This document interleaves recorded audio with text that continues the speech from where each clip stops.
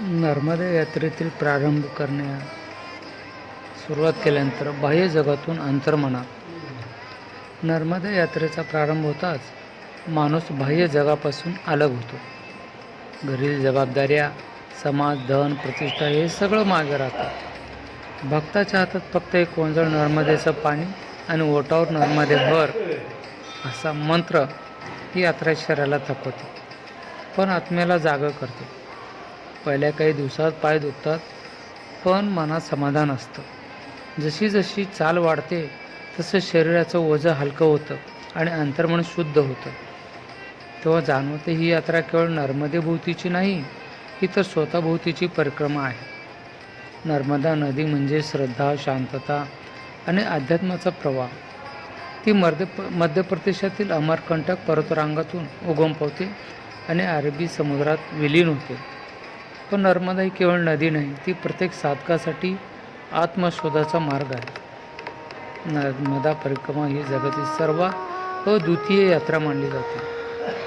या यात्रेत फक्त नर्मदेच्या दोन्ही तीरावरून चालत तिची पूर्ण प्रदक्षिणा करतात. ही चाल म्हणजे केवळ शरीराची नाही, तर आत्म्याच्या गाभ्यापर्यंत जाण्याची साधना. प्रत्येक पावलावर नवा अनुभव, प्रत्येक दिवस नवीन परीक्षा आणि या सर्वातून मनाचा, विचारांचा आणि श्रद्धेचा शुद्ध प्रवाह उलगडत जातो. नर्मदा यात्रा म्हणजे अंतर्मनातील शांततेचा शोध आहे. नर्मदेच्या तीरावर निसर्गाचं अपूर्व सौंदर्य दिसतं. पहाटेचा सूर्य तिच्या पाण्यात सोनसळी किरण टाकतो, तर संध्याकाळी आकाश तिच्या लाटांमध्ये प्रतिबिंबित होतं. या सृष्टीत माणूस स्वतःला लहान समजतो, पण त्या लहानपणातच खरी नम्रता असते आणि नम्रताच जन्मते. भक्त नर्मदेच्या लाटाकडे पाहून ध्यान करतात. लाटांचा आवाज म्हणजे ईश्वराचा नाद. जसा प्रवाह सतत वाहतो, तसंच मन शांतपणे पुढे व्हावं असा संदेश नर्मदा माता देते. ती शिकवते, स्थिर राहा पण प्रवाहित राहा. जशी यात्रा पुढे सरकते तशी भक्तांची आणि नर्मदेची नाते घट्ट होत जातात. कधी ती आईसारखी साथ देते, कधी गुरुसारखी शिकवते आणि कधी ईश्वरासारखे मौन राहते. भक्त विचारतो, मी कोण? आणि नर्मदेचा प्रवाह उत्तर देतो, तू प्रवाहच आहेस, स्थिर नसलेला पण शुद्ध.